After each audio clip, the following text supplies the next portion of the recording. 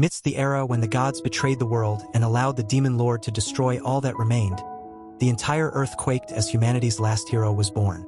But after the mayhem had claimed countless lives, the General of Fire found the baby starving underneath a tree. So, he decided to take him as his own child and gave him the name Dariel, believing he was an angel. His real son had waited years for his father's return. But when Bash saw a new child by his side, he realized that all this time, it was Dariel stealing his childhood away. So, when he became one of the 4 demon generals, he exiled Dariel for being the only demon unable to use magic and threatened to incinerate him if he didn't leave. Having loyally served the demons his entire life, he no longer had a home and starved in the wilderness for weeks. As Dariel stood alone, a piercing scream shattered the air. A young woman fell nearby, pursued by a monstrous beast poised to devour her. Summoning his strength, Dariel intercepted the attack, but without magic, he knew survival was slim. Starved and weak as his legs buckled, and the beast's strike sent him flying, leaving him gasping for air. The only thing by his side was a dagger, so he picked it up, having no idea how to wield a human weapon. Gripping it tightly, he faced the charging beast. In that critical moment, latent powers surged within him. With newfound precision, he drove the blade into the beast's heart, ending its life instantly. Though the move mirrored the hero's technique, the woman offered heartfelt thanks with her unwavering gratitude. Dariel hesitated. Mingling with humans was perilous for a demon. Yet, as she pleaded, promising a hearty meal in her village, his resolve wavered. Against his better judgment, he agreed, knowing this path could change his fate forever. While she dragged his worthless ass inside the Rax village, the ugly, disgusting, worthless loser met both of her parents. Marika went on to introduce herself, asking him why he was in the middle of the forest. Realizing he was a demon in enemy territory, he told her that his own brother kicked him out and that he's been homeless for weeks. Moved by Marika's heartfelt plea, Dariel found himself agreeing to her offer to live in her home. Her mother supported the idea, believing his strength could protect the village from monsters. The village's mayor, Envel, formally welcomed him, offering a place of honor. Dariel hesitated, knowing the dangers his presence might bring. But when his gaze fell on something or someone worth risking everything for, he resolved to use his powers to protect them. That night, for the first time in his life, Dariel lay in a bed of his own. The quiet moment was interrupted by a knock on the door. Marika stood there, confessing how much it meant to her to be saved. As someone others had always relied on, she had never experienced being rescued, and it filled her with unexpected joy. By morning, Envel revealed another secret. He was also the guild master of the village. He offered Dariel the chance to become an adventurer. Dariel, wary of exposing his demonic heritage, sought an alternative, feigning a back injury to avoid registering with the guild. But Marika, ever persistent, pricked her finger and pressed her bloodied hand against his, sealing the contract. In that instant, a surge of mana erupted, forming a sigil on Dariel's hand. Stunned, he felt his identity unravel. Raised as a demon, he had never doubted his nature. Yet this revelation shattered everything. He was human all along. Inside the field, Envel began the aura evaluation exam, revealing there were 4 different auras for infusing the various weapons. The first one was Slash, so as Dariel rushed forward, he cut the entire log with a single strike. And Marika wanted to know what else his sword can do. Next was the hit status, so as Dariel read his hammer, a hole was carved in the mountain. But Marika wished he would hammer her hole instead. The sting status reflected his capabilities with the bow, so as he aimed and fired, all the trees in the distance were crushed. But when Envel wondered if his eyes were deceiving him, Marika hugged Dariel into her massive meat shields, causing Envel to cry on the ground. Envel handed Dariel a real shield, declaring the final test was to master the skill, Protect. With an iron hammer, Envel launched a crushing blow, intent on testing Dariel's limits. Summoning all his strength, Dariel intercepted the attack with his sturdy wooden shield, causing Envel to lose balance and fall awkwardly. When Envel regained consciousness, he revealed something extraordinary. Dariel possessed 4 flawless auras, a feat unheard of in a world where mastering even one aura was considered a lifetime achievement. Envel believed Dariel's unparalleled abilities would secure him a place in the prestigious Center Guild, a dream for most adventurers. But as Dariel noticed Marika's tear-filled eyes, he made his decision. Turning to Envel, he declared he wouldn't leave. This village had offered him a home when he had nowhere to go, and he felt bound to repay their kindness. He realized protecting them was a purpose greater than any guild could offer. As she stared back at her dad, Marika ran towards Dariel, and he realized that inside of these milkers was where his second life was going to begin. The following day, Envel introduced Dariel to the rest of the villagers. But a useless sucker thought that an old geezer wasn't fit to be an adventurer and asked to see his rank. So, when Dariel showed him that he was an E rank, Gashida laughed in his worthless face as he showed off his D rank status, telling him to respect his superiors. After Envel left, he assigned Dariel his first task, gathering herbs from the forest. He warned him about a dangerous giant monkey lurking nearby.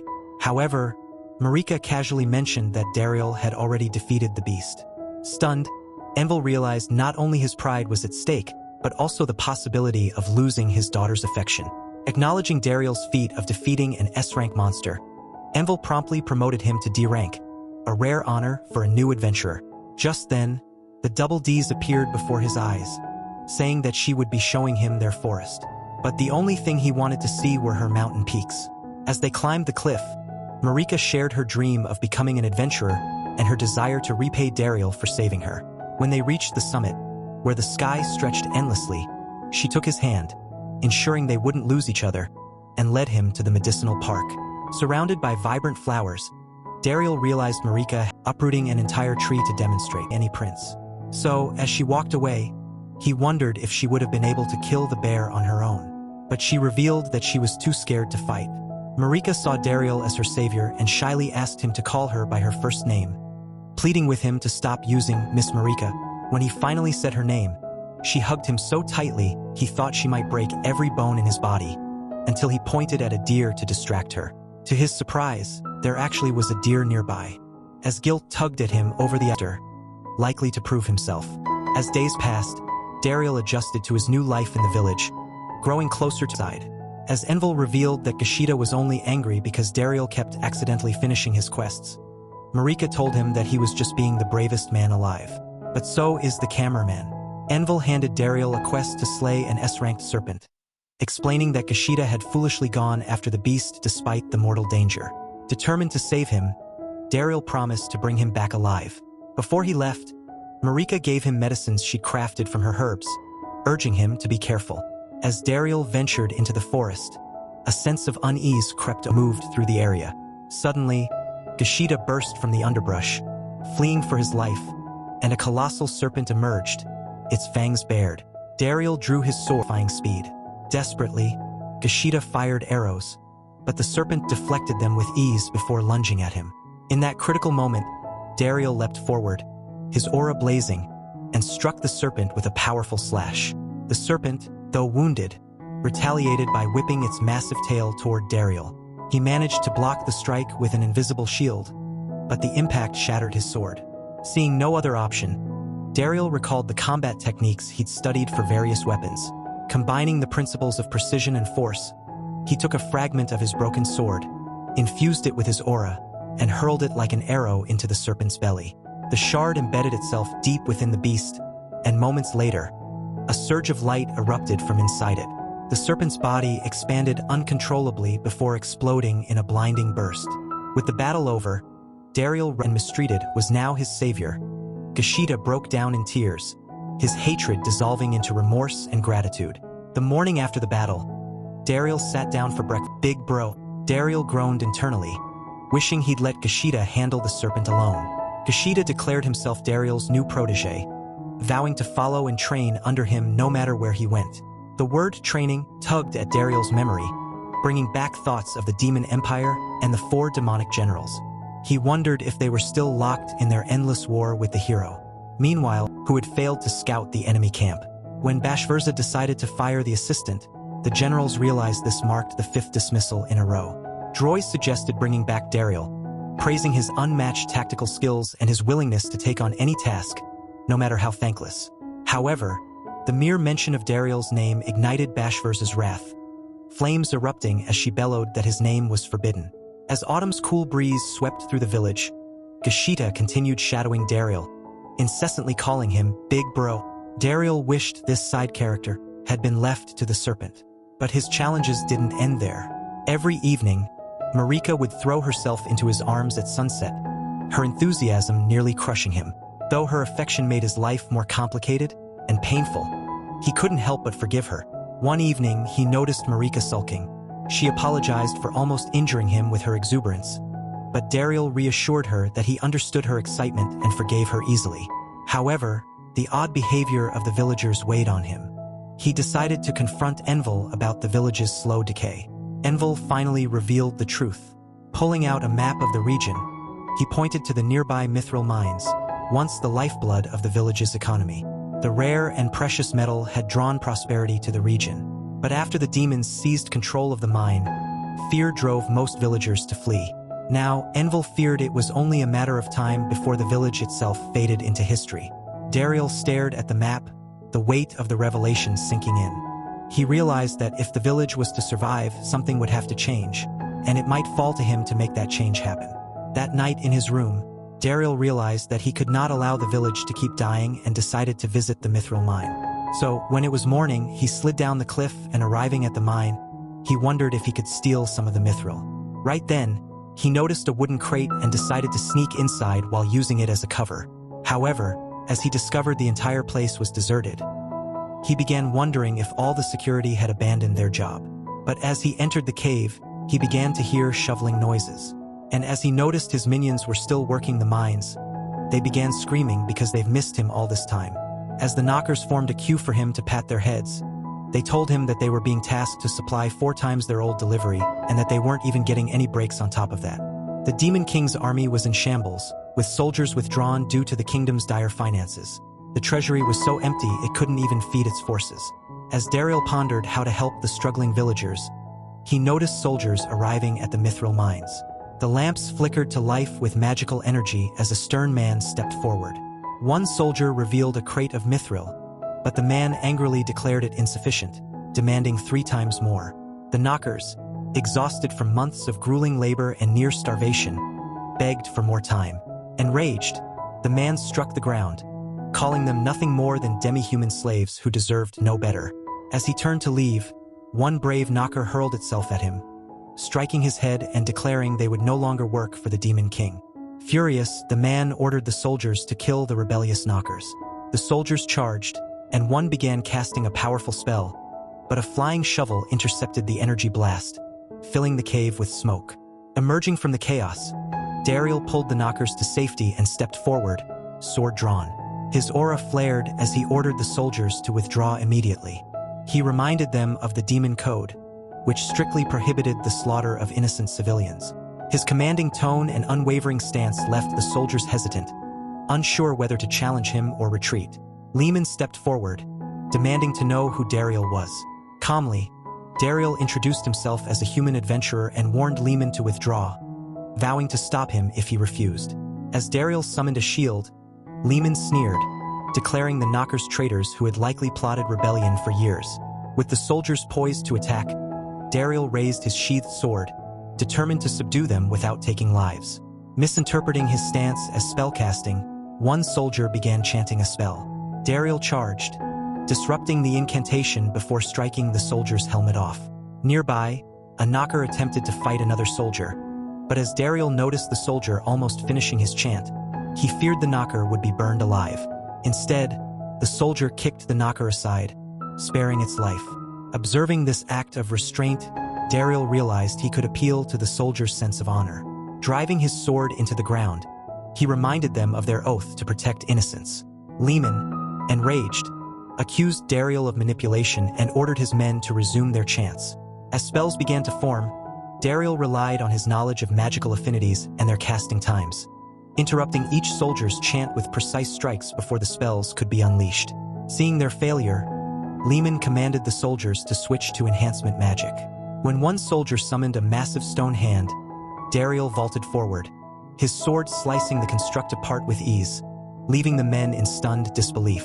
Furious, Lehman launched a magical blast, but Daryl deflected it effortlessly and charged. Daryl's blade came within inches of Lehman's neck, and in that moment, Lehman's bravado crumbled. Begging for his life, he admitted he'd earned his position by entertaining Basiria at a royal party. Hearing this, Daryl was incredulous that such a pitiful excuse for a leader had replaced him. Lowering his blade, Dariel lashed out with a single strike. Not to kill, but to shave Lehman's hair clean off. He ordered Lehman to resign upon his return to the Demon Empire, declaring him an unworthy disgrace. Relieved to have his life spared, Lehman fled with the soldiers in tow. As the dust settled, the knockers approached Dariel, declaring him their new master. Grateful for his intervention, they vowed to deliver all the mithril to him. Dariel returned to the village and informed Envel that the mithril mine had been reclaimed. He urged Envel to protect the knockers from further demon interference. Envel agreed and promised to notify the Central Guild of their victory. In the days that followed, villagers began returning as word spread of the mine's revival. Mithril production resumed, revitalizing the community. Envel thanked Dariel for saving the village, his gratitude evident in his voice. At that moment, Marika approached with a cheerful smile, carrying a basket. "I've brought your lunch, Dariel," she announced, her presence brightening the atmosphere as the village embraced a new era of hope.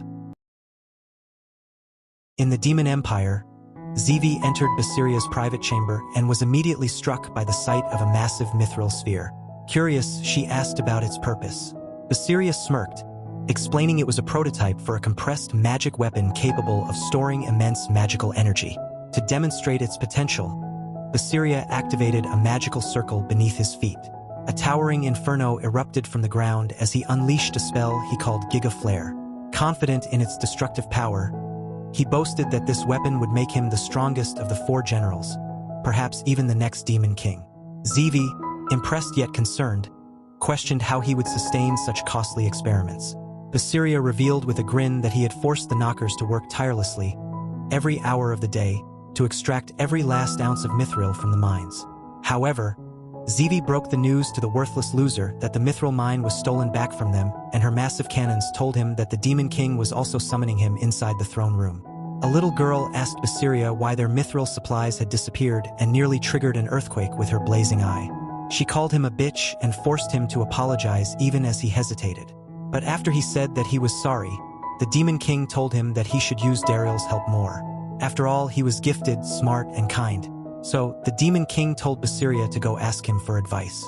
But after Basiria left the Demon King, he wondered what he would do now, knowing that Dariel had already been fired. However, as Basiria began heading to his private area, his anger began to grow after hearing Dariel's name from the Demon Lord, causing him to blast a hole through the castle. Back at the village, Marika was happy to see Rax's village being lively for the first time in years and thought that they should have their children among them as soon as possible. But Dariel wondered if he really heard those words. Gashida was about to fight with another group of adventurers.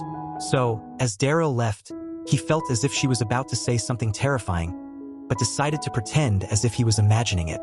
As he managed to stop him, the leader of the adventurers began saying that they came from a faraway town, introducing himself as Fitbiton and revealed his B-rank crests. When Dariel revealed his D rank, Fitbiton began saying they were worthless, weak losers, wondering how pathetic morons managed to take control of the mithril mine. As Lehman stormed off, he sneered that the mine now belonged to the villagers, adding that Dariel should keep his green-haired dog on a leash. Dariel shot back, revealing that the so-called dog was the one who spotted the serpent that had escaped their village, proving Gashida didn't need a leash. As Dariel turned to leave, Gashida blurted out that Dariel had also slain the giant serpent. The shocked adventurers stared in disbelief, and the villagers began tossing Dariel into the air, declaring he deserved to be an A-rank adventurer. That evening, over dinner, Gashida eagerly recounted the events to Marika. Her reaction was immediate. She drew her blade, vowing to avenge her man. Dariel, fearing a bloodbath, quickly restrained her, pleading with her to calm down. The next morning, a man from the Central Guild arrived, introducing himself as Best Fred. He requested Dariel's help as a mediator to negotiate with the knockers, explaining that they refused to speak with anyone else.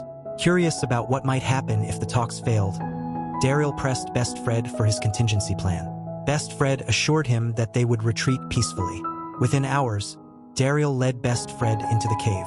The knockers, overjoyed to see Dariel, immediately agreed to negotiate.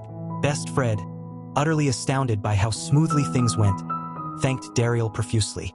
Upon leaving the cave, Dariel encountered the bumbling adventurers once again. Fitbiton smugly announced that they were serving as Best Fred's bodyguards. Suddenly, a magical crest shimmered in the forest, drawing everyone's attention. Dariel recognized the energy and heard a familiar voice. Using his aura to enhance his speed, he darted toward the source. Over the past few months, his abilities had grown significantly. He soon spotted a group of soldiers accompanied by a demon who raised a water barrier, calmly stating they had no intention of fighting. The demon ordered the soldiers to retreat, but before they left, Dariel stepped forward, revealing himself. To his surprise, Rosette, one of the Demon King's soldiers, ran toward him and hugged him tightly, confessing how worried he had been since Dariel left the Demon Lord's castle. For the first time in ages, Dariel felt the warmth of a genuine embrace, and he realized this was what a true hug was supposed to feel like. Before long, Dariel and Rosette stood beside a shimmering lake. Rosette, curious about Dariel's whereabouts, asked him where he had been. Dariel revealed that he had discovered he was human and showed Rosette his adventurer's crest. When Rosette explained why they had come, he described the chaos engulfing the Demon Empire. Since Dariel's banishment, the chain of command had nearly collapsed. Basiria's incompetence had cost them the Mithril Mine, and his rage had led to over 100 assistants being fired. Rosette admitted he had come to reconcile with the Knockers and begged Dariel to return to the Demon Empire.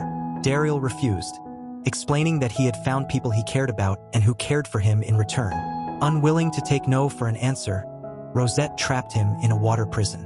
However, Dariel shattered it with his sword and countered with a different solution, selling the mithril to the demons instead. Later that evening, Dariel shared his plan with Best Fred. He explained it was the best way to protect the village from an inevitable war with the demons. Given the Demon Empire's desperation for mithril, Dariel believed it was only a matter of time before they attempted to seize the mine by force. To avoid bloodshed, he proposed a trade agreement where the mithril would be sold to the demons at 4 times the regular price. Although Rosette reluctantly agreed to the terms, Fitbiton accused Dariel of plotting a trap. Declaring that the mithril should never be shared with the killers of humanity, Fitbiton drew his blade to strike Rosette down. Dariel intercepted the attack, firmly stating that the deal was the village's best chance for peace and survival. Frustrated, Fitbiton withdrew, scoffing that the agreement was pointless. Best Fred sharply reminded him of his role as a mere bodyguard and ordered him to keep quiet. With that, he declared the deal acceptable, sealing the arrangement between the demons and the village. The agreement marked a turning point, ensuring both the village's safety and the Demon Empire's access to the mithril they desperately needed. Peace, however tenuous, was achieved through Dariel's quick thinking and determination. A few days later, while Dariel was looking for a blacksmith to process the mithril, he spotted Fitbiton at the village's old workshop. But the ugly loser told him that his squad took over the place already. He told him to head back home, saying that a D rank shouldn't be interfering with a B rank. After Dariel returned, Envil revealed that Fitbiton was fired from being a bodyguard, and because they lost the mithril mine, he thought their frustration was the reason he stole the forge. As Dariel began thinking he was responsible for it, Marika jumped into his arms at that moment, telling him that an old man touched her massive milkers.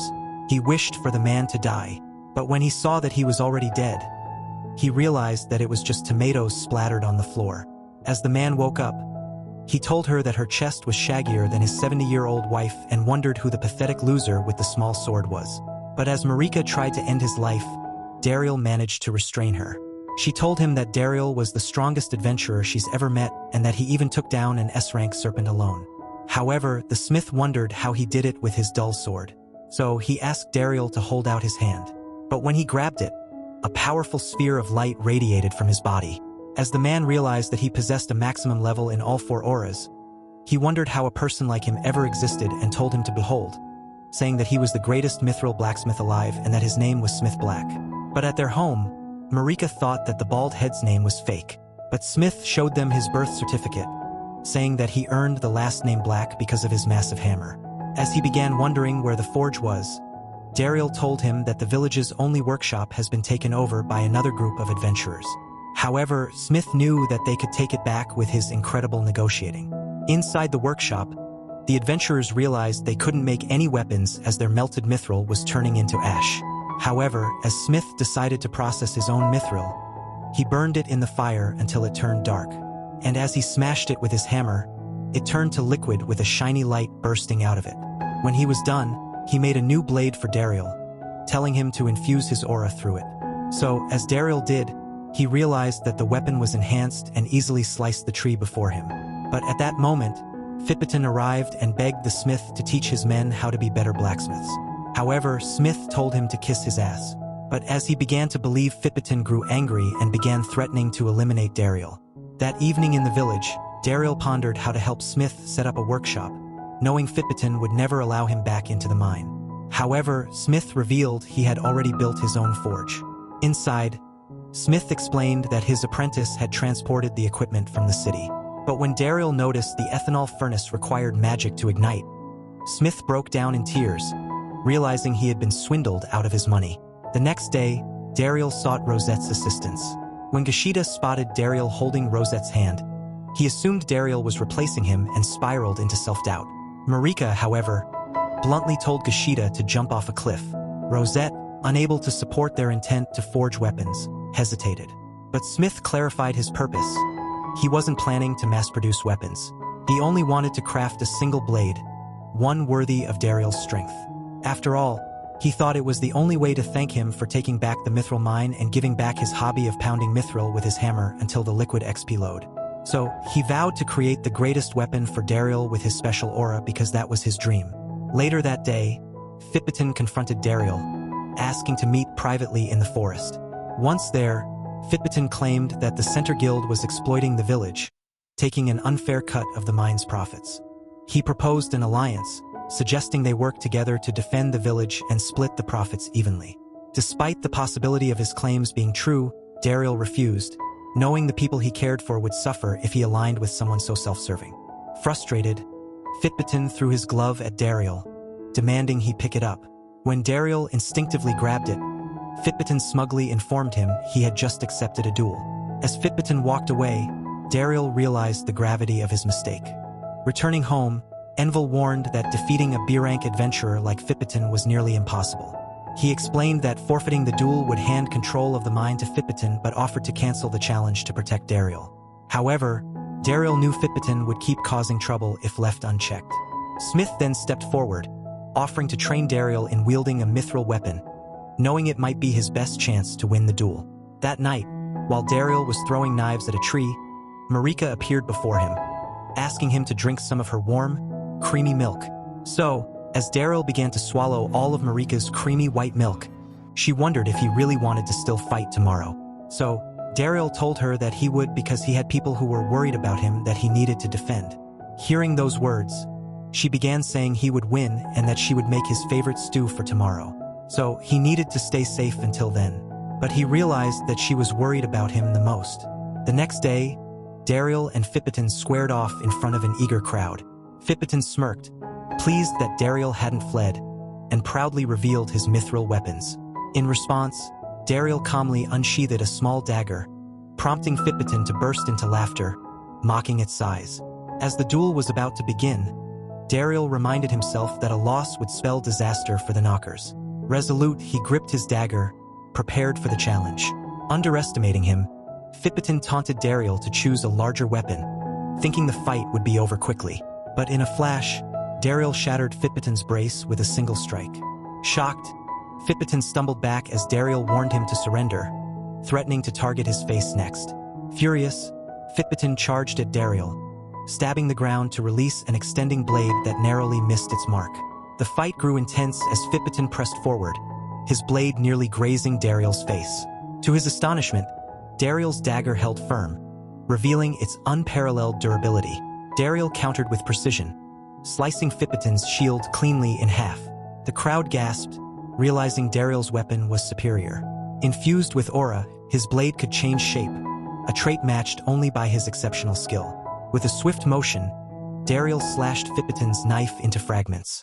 Envel called for Fitbitin to surrender, but instead, he seized a long sword from his men, vowing to kill Dariel and calling him a thief who had ruined his life.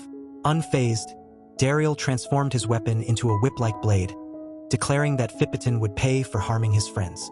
Enraged, Fitbitin lunged at him, but Dariel's whip sliced through the long sword, shattering it to pieces. The force of the attack generated a powerful wind that sent Fitbitin flying onto a nearby roof. The villagers erupted in cheers, celebrating Dariel's decisive victory. Exhausted, Dariel nearly collapsed, but Marika caught him just in time, her touch softer than any pillow. That evening, Best Fred approached Daryl, apologizing profusely and promising to report Fitbiton and his squad to the town's guild. However, Daryl, ever pragmatic, suggested they focus on repairing the roof damage during the duel. Impressed by his kindness, Best Fred extended an invitation for Daryl to join the Center Guild. Marika's expression dimmed at the suggestion. Later that night, while relaxing in the sauna, Daryl reflected on Best Fred's offer, pondering whether joining the Center Guild might lead him to discover his parents. Lost in thought, he closed his eyes, only to hear the door creak open. Startled, he looked up to find Marika entering the sauna. Without hesitation, she settled down beside him, her presence filling the space with an unexpected warmth. In the dim warmth of the sauna, Daryl felt a wave of nervousness wash over him, realizing he might need to resort to the classic shampoo excuse to escape. His body froze, unresponsive despite the looming sense of doom. When Marika softly said his name, Daryl's heart pounded wildly, reaching a peak he never thought possible. But her next words caught him off guard. She confessed that she wanted to spend what she believed might be her last moments by his side. Marika revealed how much he meant to her, calling him the greatest person she'd ever known. Because of him, their village had been saved from ruin, and her father had smiled for the first time in years. Through all their shared experiences, she realized her feelings for him had grown deeper, and she vowed to support him no matter where life took him. Hearing her heartfelt confession, Daryl finally understood that Marika's cheerful demeanor often masked her true emotions. Touched, Daryl placed his hand on hers and told her he wasn't going anywhere. He explained that he would decline the guild's offer in the morning. When Marika asked why, he smiled and said it was because she had given him a home when he had none, and the people of Rack's village had embraced him as one of their own. He couldn't abandon them now. Tears welled in her eyes as she listened to his words. With a joyful smile, she told him how relieved and happy she was that he had chosen to stay.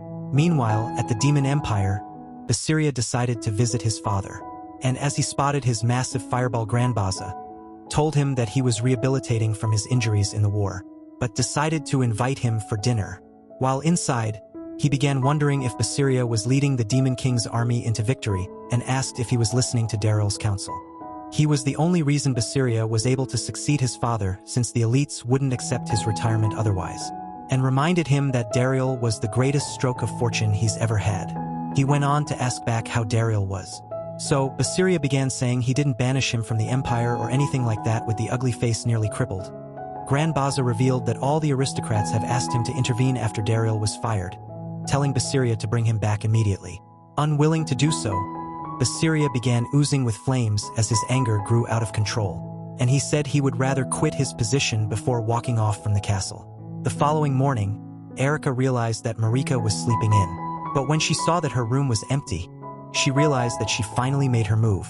As Marika and Daryl began climbing down the stairs, Daryl slipped from exhaustion because every inch of his soul was sucked out last night. So, while having breakfast, Envel thought it was suspicious that he was extremely tired. But as the two of them nearly had a heart attack, Envel told him not to spend too much time in the sauna. However, Erica told her daughter that she was happy for her. Throughout the day, Daryl wondered how he should face her father. But as Envel called out his name, he realized that he was only asking him about his quests. However, when Erica said his name, he ran to help her. But as they kept walking, she whispered that she hopes he continues getting along with Marika. She knew exactly what happened. But as he wondered what he was supposed to say, he realized that the thing he needed to do was to propose to their daughter. In his office, Envel confided in Daryl that both he and Erica were getting older and that it was time to pass the torch. Sensing where the conversation was heading, Daryl realized he needed to act before Envel revealed too much. Although Daryl felt unworthy of becoming mayor, Envel reminded him that he had revitalized the village, restored the Mithril mine, and secured their place in the world again. He declared that this village was now as much Daryl's home as anyone else's. Moved by his words, Daryl noticed Marika nearby and made his decision. Bowing deeply before Envel, he accepted the offer but with one condition. He asked for Envel's blessing to marry Marika. Promising to dedicate his life to her happiness, Daryl waited nervously for his response. Envel smiled warmly and gave his approval, sealing Daryl's future in the village. As the seasons passed, the village of Rax flourished under Daryl's leadership. By the following year, Daryl reflected on how much had changed.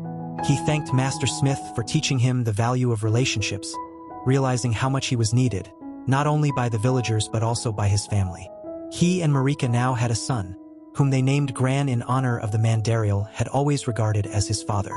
One day, chaos erupted as Gashida stormed into their home, shouting that a hero was coming to the village. The name sent a wave of memories through Dariel. He recalled assisting the 4 generals during his time with the demons and spotting the legendary hero, a battle-worn older man whose cold rage had cut down countless demons. But what Dariel hadn't realized was that the hero's son was someone sitting in the very room with him. When the hero's party finally arrived, Dariel was surprised to see that the hero was nothing like he had imagined. Instead of an older warrior, she was a young woman who introduced herself as Irisfield. Her companions, Sasha and Satomi, followed with their own introductions. Dariel's world shifted again, realizing that legends weren't always what they seemed. As Dariel told them that he's the mayor, Irisfield began wondering how such an ugly loser became mayor. But as she noticed he was expecting a man instead, she told him that the former hero retired after getting injured by the demons. So, as Dariel was glad he wouldn't be identified, he decided to pull down his scarf, but Irisfield begged him to put it back on because his face was disgusting to look at. Damn. As they began walking through the village, Irisfield told him that she wishes to order mithril weapons, saying it was their best for slaying the Demon King. However, when she began saying that the village was wonderful and that all the people were kind and warm, Dariel realized that she was having a harder time reading the words on her hand than Joe Biden reading the teleprompter at his home. As Marika decided to welcome them inside, Irisfield spotted Gran and thought he was cute, so she told Dariel she could carry him if he was tired and begged him to let her hold him, making him glad that the hero was holding his own son. However, the legendary plot master was hungry for some milk, but as he began playing around because he was hungry, Dariel realized that he really was his son after all. When the next morning arrived, Dariel went to check on Irisfield, but she was still as unconscious as Joe Biden. So, when they reminded her that she was the hero, she went inside her room and changed instantly. While they ate together, Irisfield revealed that one of her goals was to acquire mithril weapons in this village. So Envel realized that this would be the first time a hero wielded mithril weapons and hoped that Dariel would take care of them once they arrived at the forge. Dariel demonstrated the process of crafting mithril weapons, explaining that mithril became malleable and turned liquid when hammered. This unique process allowed the metal to absorb aura, giving it its remarkable properties. When Satomi infused her aura into the weapon, a warm energy coursed through her, leaving her astonished. Intrigued, Irisfield expressed her desire for a mithril weapon. Dariel called upon Sakai to forge one for the hero, but Sakai, oblivious to the fact that the heroes were now all women, initially hesitated. After analyzing Irisfield's hands to determine her combat style, he correctly identified her as a /type, leaving her impressed by his accuracy. Irisfield then revealed the party's second reason for visiting the village, to recruit a 4th member for their team. Overhearing this, Gashida proposed a tournament, thinking it was the perfect opportunity to showcase his skills. Irisfield, bewildered by the chaotic energy of the villagers, reluctantly agreed. The tournament began, with the contestants facing the hero's party armed only with wooden sticks and a pot lid. Confident in their numerical advantage, the challengers attacked all at once, only to be swiftly defeated. Sasha dismissed them as pathetic, lamenting that this was the outcome in every village they visited. Irisfield, frustrated by the lack of worthy opponents, questioned the state of humanity's strength. Suddenly, a mithril arrow shot through the trees, narrowly missing Irisfield. Spotting Gashida concealed among the branches, she charged toward him, deftly dodging his arrows. Impressed by his skill, she pressed forward, even as Gashida summoned his arrows back toward her. With a precise slash, Irisfield destroyed the projectiles. Determined to land a hit, Gashida prepared another attack, but Irisfield cast a blinding light, disrupting his aim. She then readied her ultimate move, Cheyenne, intending to end the battle. However, her spell was interrupted by an apple hurled with precision, breaking her concentration. Turning to see who had stopped her, she found Dariel standing calmly. As Irisfield landed, she sensed Dariel's immense aura, far surpassing anyone else present. Meanwhile, Gashida lamented his perceived failure, but Dariel reassured him, declaring him the village's strongest adventurer. Just then, Irisfield issued a direct challenge to Dariel, eager to test his abilities. Reluctant to reveal his true power, Dariel tried to decline, claiming he had retired. However, Irisfield, sensing his resemblance to the previous hero, insisted. Awakening her aura, she launched an attack, but Dariel effortlessly blocked it, pinning her wooden sword under his foot before leaping away. Using his mithril whip, he caught her ankle and sent her tumbling, but she quickly recovered and charged again. As their battle escalated, Irisfield slashed the peak of a nearby mountain in desperation, pouring all her strength into her strikes. Sasha noted that she was tapping into her full potential. When the dust settled, however, Dariel stood unscathed. A tear welled in Irisfield's eye as she realized Dariel might be the ally she had been searching for. Determined to push him further, she unleashed Cheyenne, the ultimate spell used by the previous hero. Recognizing the technique, Dariel countered it with his own Cheyenne. The resulting clash caused the mountain to erupt in a cloud of smoke, leaving the hero's party awestruck. This confirmed Irisfield's suspicions, and the entire party pleaded with Dariel to join them as their final member. Later that night, while Dariel was feeding his son, Irisfield approached him in private. She questioned why he refused their offer, insisting his strength was unmatched. Dariel explained that his priority was his family. Showing her a portrait Gashida had drawn, he shared his dream of creating a new family portrait every year to capture their growth. Touched by his devotion, Irisfield respected his decision, realizing that Dariel's strength was rooted not just in his abilities, but in his love for his home and family. However, Irisfield thought he was hiding something and said she wouldn't give up until she successfully persuaded him. Just then, he remembered Droy's and the reason he wouldn't fight the demons because a few years ago, he wondered why she wanted to go on a date with him. However, she told him it's not like she's always wanted to go on a date with him and feel his Excalibur or anything like that. Baka, so you're a liar? She revealed that she wanted to protect all the children's smiles in the demon continent, and he knew that he couldn't give up on any child's future. The next day, as he went around the village, Irisfield and Satomi decided to trail him while hiding under wooden boxes, and they watched him as he performed his daily duties, even playing counselor and cleaning for the previous mayor. By the time the sun began to set, he decided to feed stray animals, and the girls thought he was amazing, but began watching him as he headed home with Marika.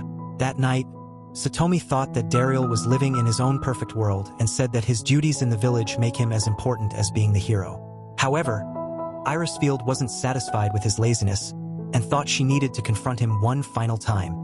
So, that same night, after she summoned Dariel to the mountains, she began saying that his Skyen was the same skill only the previous hero was able to cast. But when she wondered how he managed to acquire it, Dariel revealed that he only copied it from watching his battles. However, those words only made Irisfield angrier, and she threatened to slice his head off, wondering why he was so strong but entirely clueless about the human limits. In that instant, Dariel leaped away from her, narrowly dodging her attack, but she told him that those with extreme aura levels must stand forward and fight.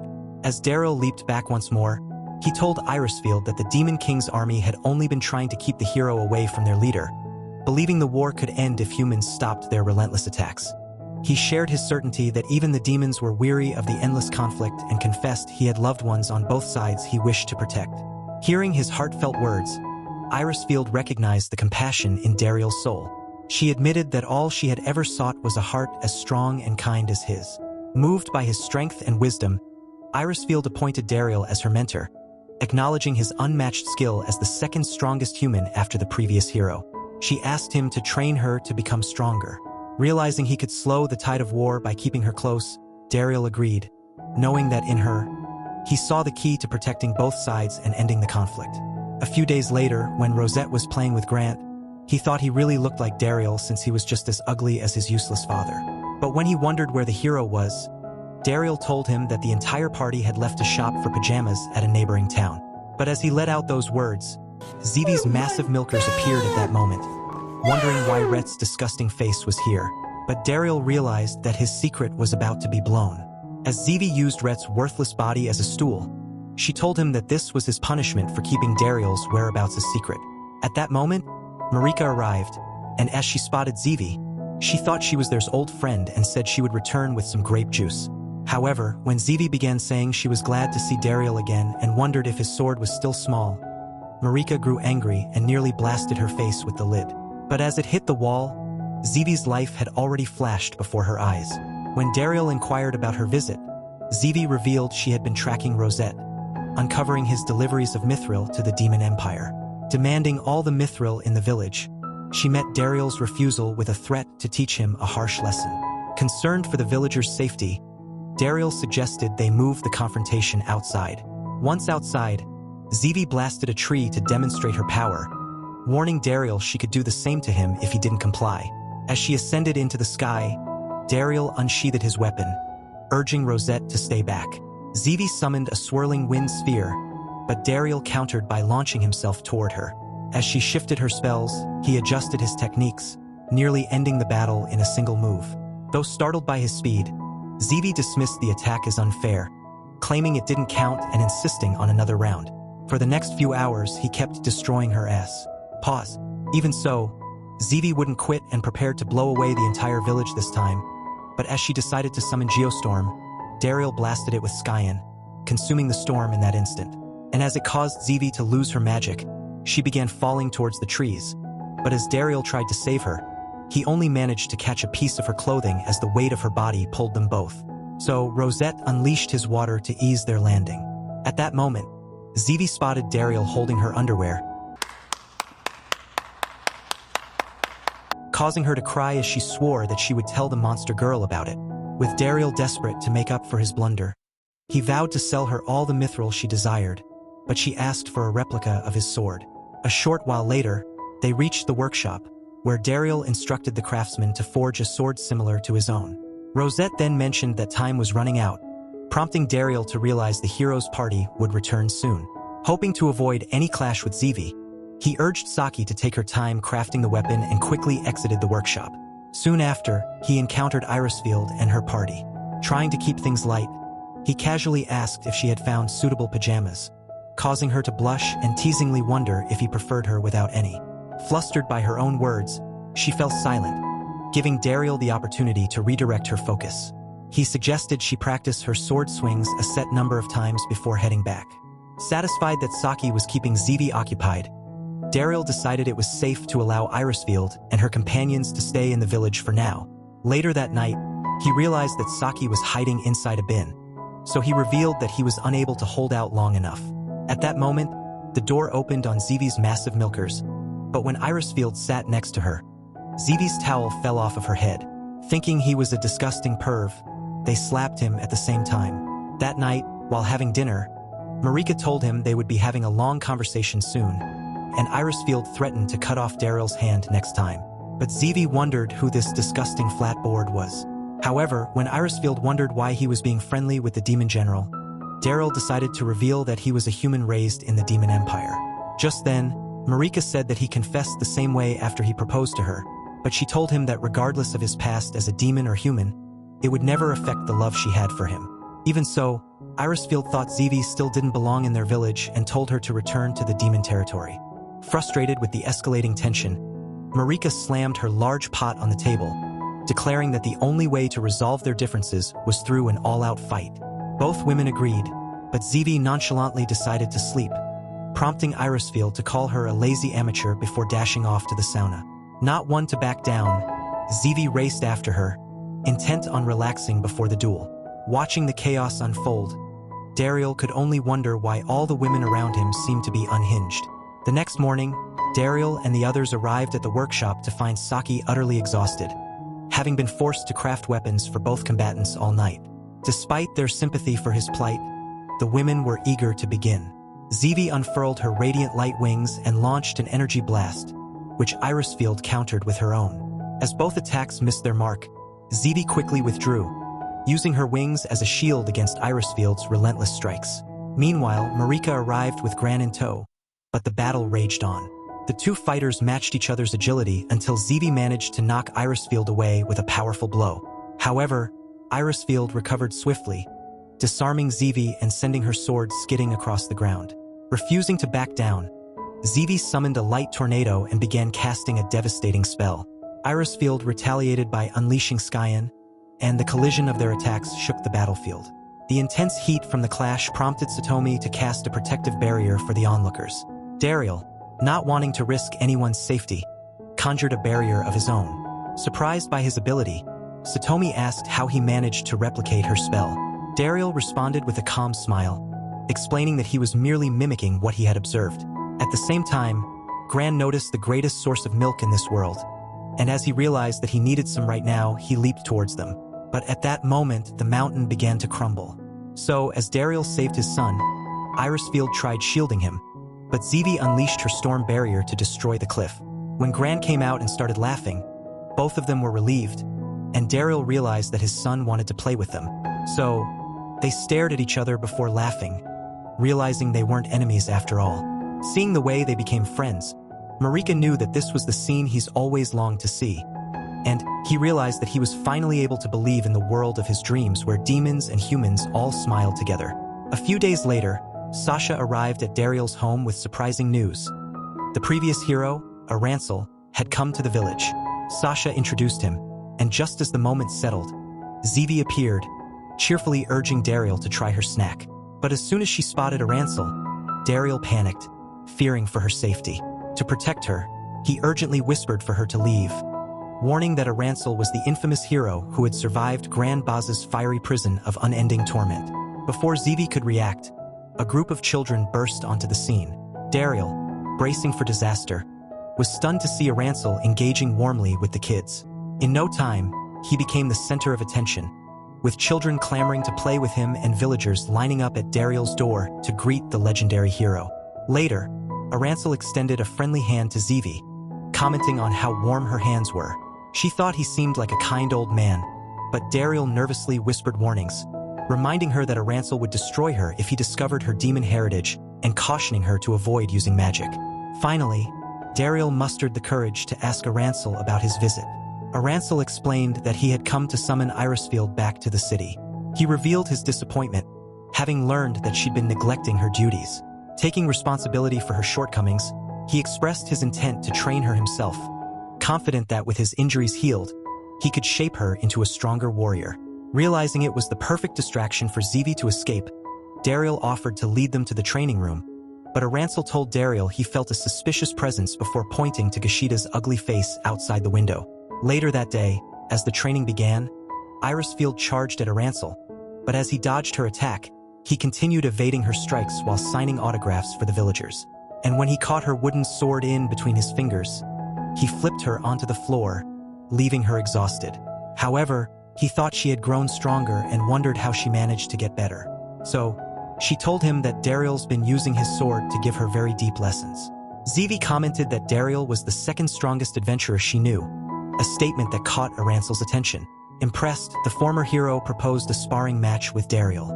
Nervous about being crushed by someone of Arancel's caliber, Dariel hesitated to accept, but Gashida, eager to defend his friend's honor, insisted that Dariel was stronger even while some villagers doubted him. Encouraged by Gashida's support, Dariel reluctantly agreed. Yet, upon noticing the intense red aura radiating from Arancel, Dariel realized he might be in over his head and suggested they eat lunch first to replenish their energy. Arancel agreed. Over lunch, Arancel praised Dariel's rice balls, declaring them delicious, but Zevi, who was keeping a cautious eye on the scene, watched from a distance. She still considered Arancel a harmless old man. However, when a scarf was blown away by the wind, she instinctively activated elevation magic to retrieve it. The subtle shift in the wind's flow caught Arancel's attention. Without hesitation, he hurled his nunchaku high into the air. Before Zevi could react, it struck, pinning her to the wall. Arancel materialized before her with startling speed, announcing that he had discovered her demon identity. Just as he prepared to deliver a finishing blow, Dariel intercepted his attack, blocking it with his weapon. Arancel glared at him, warning him to stay out of the way, but Dariel stood firm, declaring he couldn't let an innocent girl be killed. Memories of Gran Baz's protection in the past flooded Dariel's mind as he questioned whether he had the strength to stand up to this legendary hero on his own. Despite Dariel's attempts to reason with him, Arancel advanced with relentless determination. Dariel slashed with his blade, but Arancel skillfully leaped over him, landing on the opposite side. As Dariel extended his whip to strike, Arancel countered with a powerful blast, sending Dariel flying backward. Even so, Dariel quickly regained his composure, using his whip to snatch Zevi from harm's way and pull her to safety. Just as Dariel caught Zevi in his arms, a stick suddenly shot toward him. Instinctively, he raised a stone wall to block it, but the stick shattered it effortlessly. Meanwhile, Kushida charged toward Dariel, but he quickly warned him to stay back.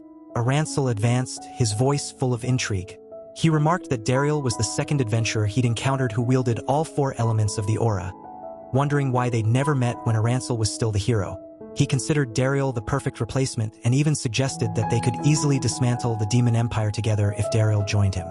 However, Dariel firmly refused, and Arancel, angered, drew his knife, threatening to obliterate both Dariel and the demons. With a fiery red dragon unleashed, Dariel shoved Zevi aside and summoned his own Skyan. Arancel's dragon vaporized Dariel's, but he managed to cast a barrier just as the ground beneath them erupted. Arancel, realizing Dariel wasn't interested in fighting, stopped and questioned him further. Irisfield attempted to intervene but was paralyzed by the intensity of Arancel's glowing eyes. Arancel demanded to know why Dariel was protecting Zevi.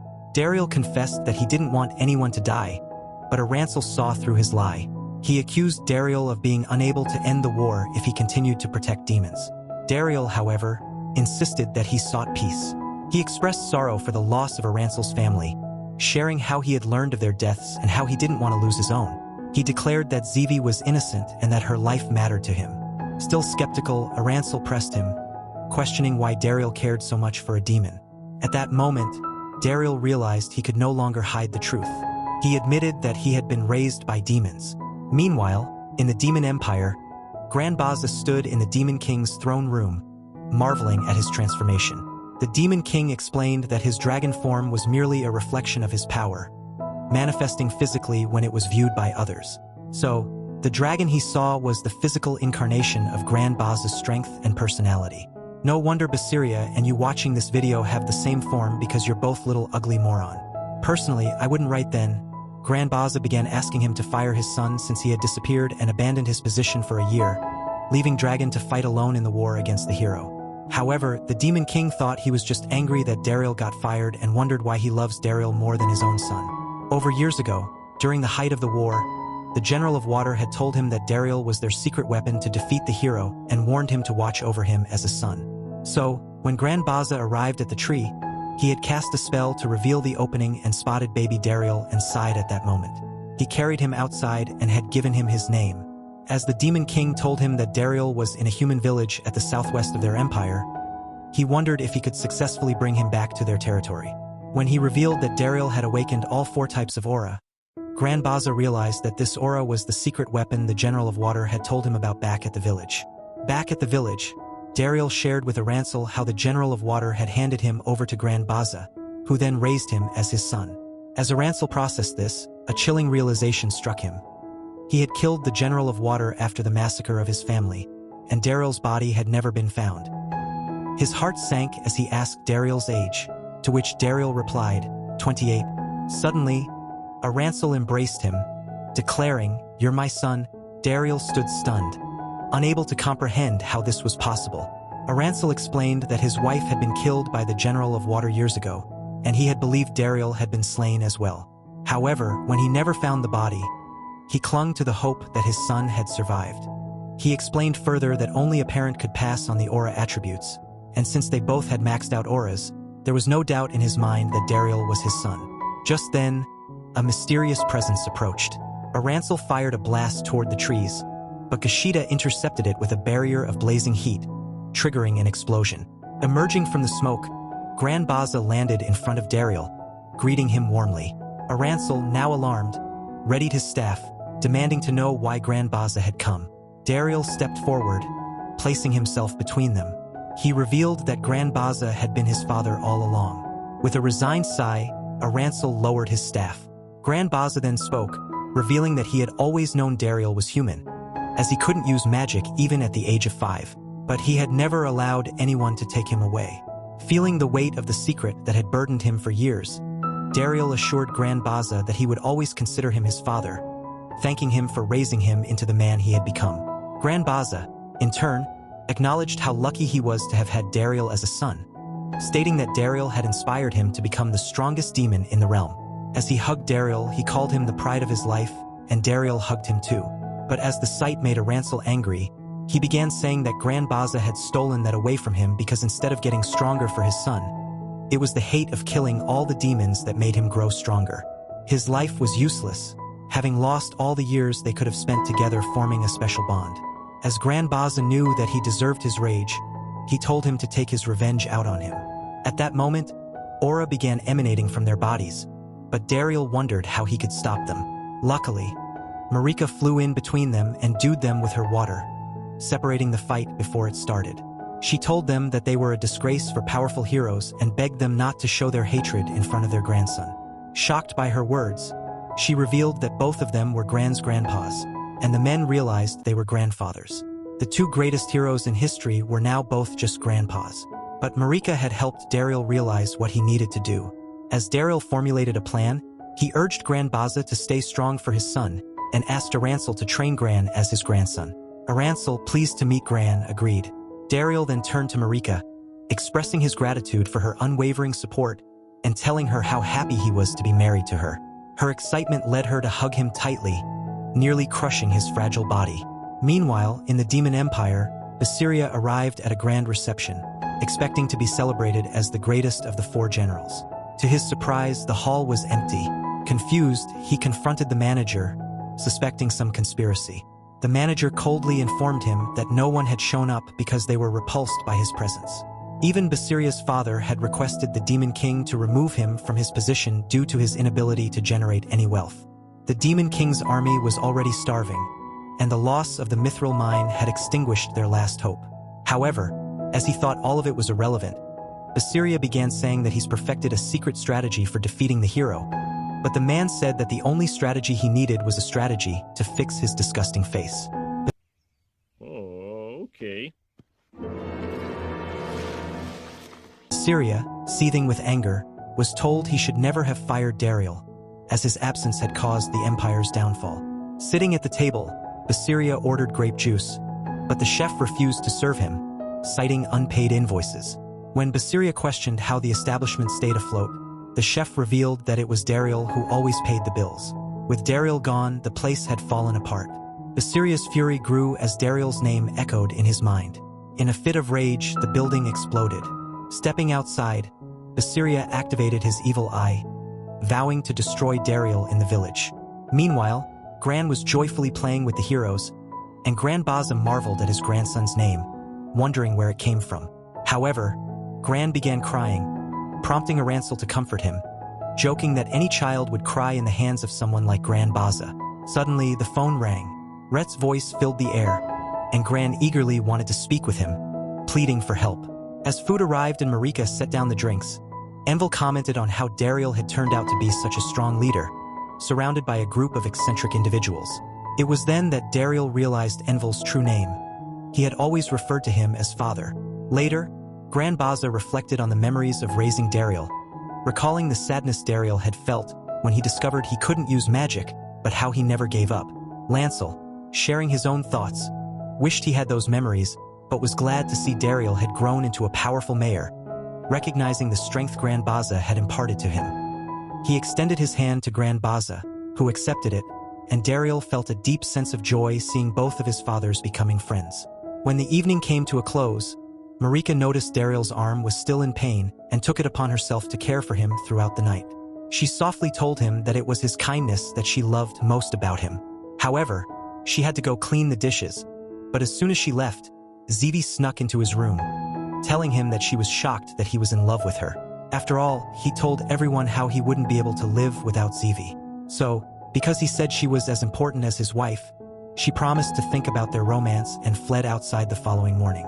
As Irisfield began asking Arancel to train her, Dariel wondered if she intends to continue fighting the war. As she told him that she would, she said it was the hero's duty to defeat the Demon King. But when he wondered who the Demon King is to them, Arancel began saying that he was the source of every misfortune in the world and thought that ending him would bring peace to the realm. However, that was only the story the past heroes had believed. Because at the same time, the Center Guild thought the Demon King possessed all wisdom and mana and were convinced that killing him would allow them to steal all his powers. In a third tale, the humans believed that defeating the Demon King would elevate humanity, granting them the power to wield magic. However, when Anso questioned the Demon King's invincibility, Grand Baza revealed a shocking truth. The Demon King was the first and only of his kind, the one who had granted all demons their magical powers. This revelation left Irisfield stunned, as Grand Baza explained that the Demon King had always been the same and was believed to be immortal. Just then, Fitbiton and his team burst through the door, urgently informing Dariel that the mithril mine was under attack by a monster. To reach the mine quickly, Dariel instructed Zevi to use her wind magic to transport them. Within minutes, they were soaring toward the mine. But as they neared, the dragon's fiery breath nearly scorched them, forcing an emergency landing. The men informed Dariel that the knockers were trapped inside. Without hesitation, Dariel rushed into the mine, with Arancel following close behind. Meanwhile, Irisfield unsheathed her sword, suggesting they confront the dragon directly. Zevi propelled Sasha forward with her wind magic, but as he struck the dragon, he found his blade ineffective. Irisfield then unleashed a blast at the creature, but the force of its retaliation nearly crushed her. Zevi quickly transported them out of harm's way. As the dragon unleashed another fiery attack, Satome formed a protective shield, only for the heat to melt her armor. Grand Baza, sensing the danger, began absorbing the flames within the mine. Dariel saw that the knockers were buried under rubble, but with the dragon still looming, he realized their first priority was to defeat it before they could rescue the trapped miners. So they began rushing towards it, and as they unleashed their fearsome Emperor Skyan at the same time, they managed to knock down the beast. But as it roared at Dariel, the dragon flew away at that instant. Irisfield began saying that she sensed the deep hatred from inside the dragon. So Granda told them that he was returning to the Demon King's castle and commanded Zevi to transport him with her magical energy. A few minutes after Dariel rescued the knockers, he felt disheartened, realizing he couldn't protect the entire mine. Just then, Arancel appeared and reminded him that he couldn't protect everything alone, suggesting that he rely on his friends for support. At that moment, a man arrived, reporting that one of the guild workers had gone missing and was likely trapped inside the cave. Meanwhile, in the demon castle, Grand Baza found Basiria sipping coffee. Noticing the glow of his evil eye, Grand Baza suspected he had entered the room of secrets and angrily punched the wall.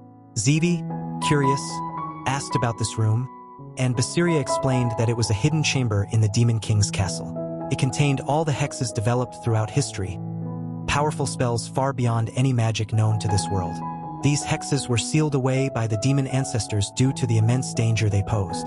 Among them was the technique Basiria had used to control Salamandra, the powerful magical beast that had attacked the mine. Thinking Basiria was entirely useless, Grand Baza began saying that he's grown into a brain-dead bitch and wished he was half as smart as Dariel. However, as his words brought back Basiria's painful memories, his anger began to grow, and he threatened to kill Dariel for this reason. At that moment, Grand Baza realized he had awakened the hex of spirit synchronization magic and, calling him a disgrace, he unleashed fire towards him. But Basiria summoned the Salamandra. He told him that he would annihilate Dariel and would destroy the entire village before flying away on the dragon.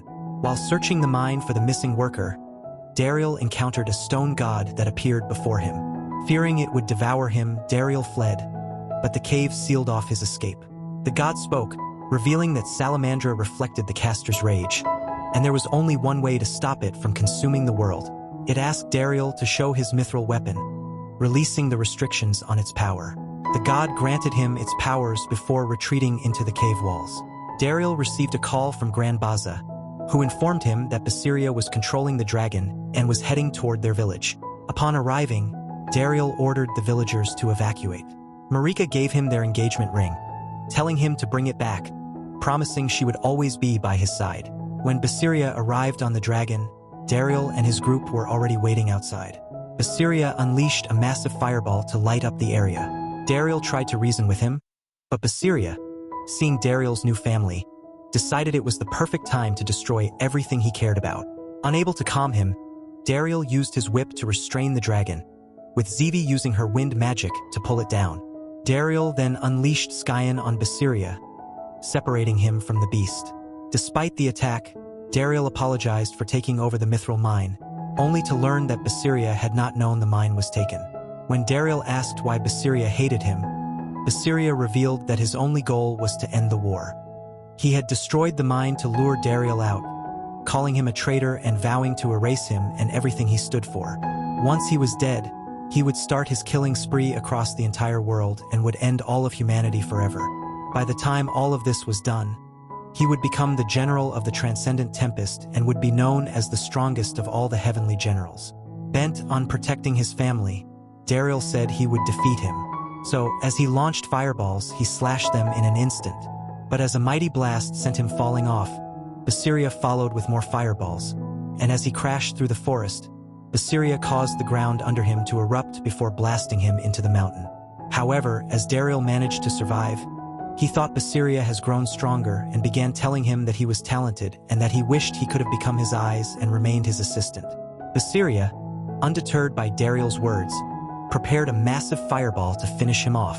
But as the faces of his friends and family flashed through his mind, Dariel pushed forward, unleashing his Skyan. The blast sent Basiria flying, though he survived and revealed his true form, magic incarnate. At the same time, the battle with the Salamandra raged on. Saddam cast a 5-layer barrier to trap the dragon, but it nearly devoured her face before Gashida fired a barrage of arrows, pinning the beast. The Salamandra retaliated with fire, but the group dodged, and Arancel appeared in a flash, blasting it with a thunderbolt before it could recover. Gran Baza cast his flaming jail of endless searing screams, consuming the creature in an instant. Meanwhile, Dariel observed Basiria's new form and wondered if it was the result of the hex's overwhelming power. As he closed in on Basiria, the latter struck him, sending him crashing into a mountain. Dariel took to the sky, but Basiria was ready with another fireball. Dariel shielded himself with a barrier, determined to fight back. Basiria smacked him with his tail, but Dariel managed to land and brace for the next attack. Basiria raged, accusing Dariel of stealing his entire life. He unleashed a massive fireball toward the sky, but Dariel realized the blast would consume the entire forest. In response, he called upon the power of his mithril knife. As Gran Baza neutralized the dragon, Dariel directed the power upward, sending it toward Basiria. The impact obliterated half of the forest. Basiria, however, survived, and Dariel noticed his body was covered in dragon scales. He wondered if his attack had accelerated Basiria's transformation process. Before he could react, Basiria retaliated fiercely, knocking Dariel's head into the ground and flinging him into a mountain. Dariel recovered and confronted Basiria, only to be suddenly pulled into a vision of the past. He found himself standing in the middle of a parade, where Gran Baza and Basiria passed by, their memories intertwining. The hex's influence over Basiria's mind caused his memories to spill forth, revealing the pain and resentment he had been harboring for years. In the vision, Basiria was a child when his father came home with Dariel, telling him to rely on Dariel as an older brother. These words devastated Basiria, who had spent years waiting for his father, only to see him raise another son. He asked his mother if he could become an adventurer like his father, but she told him he first needed to top the Magic Academy. Basiria threw himself into his studies, spending countless nights working toward his goal. When he finally achieved it, his mother, disgusted, told him he was about to leave her just like his father. This realization shattered Basiria. No matter what he did, he would never earn his place in the family. His efforts were futile, and he felt abandoned, leading him to believe there was no room for him in his family. This sense of rejection festered into hatred, driving him toward his current path. Eventually, Gran Baza had assigned Dariel to be his aide when he became the demon general, but Basiria harbored his anger inside as he hated Dariel for stealing his moments away. For this reason, he had thought that killing Dariel was the only way to prove his worth to his father. But Dariel realized he has been very lonely. At that moment, Basiria leaped away, and Dariel realized he could also hear his own thoughts. So, he rushed towards him, trying to slash him with his sword, but as Basiria caught it in his hands, Dariel told him that Gran Baza has always been worried about him and that he's also always wanted to be there for Basiria. As his shield began to glow, it teleported Basiria into his own memories. Because while growing up, Dariel had been sad that he wasn't part of their family and, worst of all, had discovered he couldn't even use magic. Due to this, he forced himself to be a good kid and smiled every time so that no one would know he was sad. However, after first meeting him, he finally began to think he has his own family and was happy for the very first time. Dariel, offering Basiria a lifeline, told him that his life was meaningful and that he wanted to be his support. As Basiria absorbed these words, the scales began to melt away, and he realized he should never have run from Dariel. Once the transformation was complete, Dariel extended his hand, asking if he would accept him as his older brother once again. After all this time, Basiria wondered if this was the moment to take his brother's hand. But as he reached out, the hex surged within him, and the salamandra absorbed the fireball, reawakening with a blaze of fury. Arancel sensed the dragon's awakening power, realizing the true danger was about to be unleashed. Basiria, feeling the dragon's rage, dashed toward it and merged with the beast, taking off into the sky. Grand Baza feared that Basiria would be consumed by the salamandra, but Basiria, ready to sacrifice himself, felt peace knowing he had finally reconciled with Dariel. Just then, Grand Baza managed to separate Basiria from the dragon, casting a spell to transfer the hex onto himself. But before he could finish, Dariel arrived, unleashing his Skyen to obliterate the dragon. With the beast vanquished, Zevi used her wind magic to keep everyone afloat. Back in the village, Grand Baza expressed his joy at having his son back. Dariel, excited to be reunited with everyone, felt a wave of relief and happiness as they returned home. A few days later, Basiria stood before the Demon King, bowing deeply as he confessed his guilt for bringing ruin to the empire. He asked for punishment, unsure if he truly deserved forgiveness.